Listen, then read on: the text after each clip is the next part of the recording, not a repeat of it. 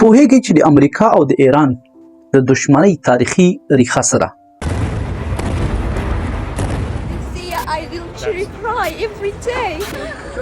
په دې ویډیو کې همدې پوښتنې ته له ځینو تاریخي دلایلو او واقعیتونو سره ځواب وایو.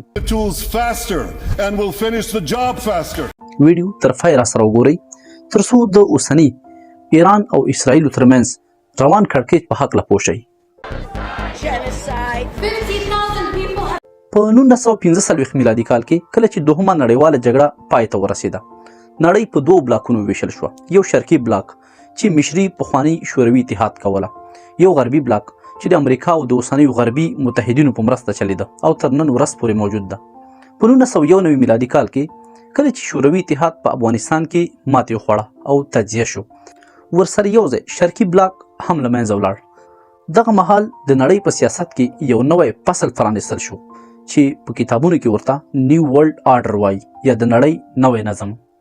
د پخواني شوروي اتحاد له ړنګېدو وروسته امریکا ته په نړۍ کې یکتازي یا یو طرفه سیاست پاتې شو.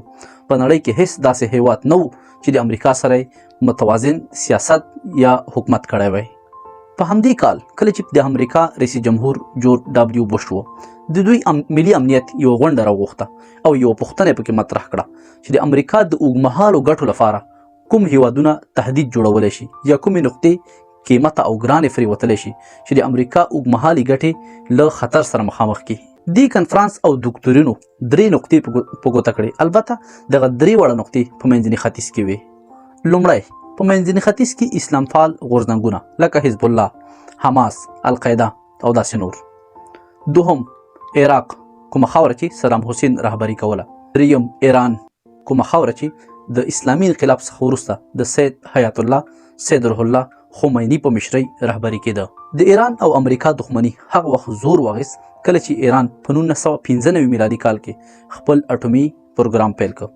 امریکا ډیره هڅه وکړه چې په منځني ختیځ کې خپل د اوږدمهالو ګټو لپاره تهدیدات ختم کړي. د القاعده ځپلو پسې افغانستان ته راغلل. په عراق کې په 2003 کال کې د صدام حسین حکومت نسکور کړ. د امریکا تیر تاریخ ته په کتلو چې افغانستان ته القاعده ورپسې راغلل او هم په عراق کې د صدام حسین نظام نسکور کړ، دوی حتما غواړي چې په ایران کې اوسنی نظام نسکور او فرضای خپل کوم لاسپوڅی حکومت راولي. اصلا د امریکا او اسرائیلو بیلول یو غیر منطقي خبره ده. اسرائیل کولی شو یو امریکایي برانچ په دې سیمه کې وګڼو، څوک چې د امریکا د ګټو ساتنو لپاره تر هر حده پورې تللی شي، ماشومان وژلی شي، بېګناه انسانان وژلی شي او هغه څه کولی شي چې انساني تصور نشي کوی ځکه چې یهود دي.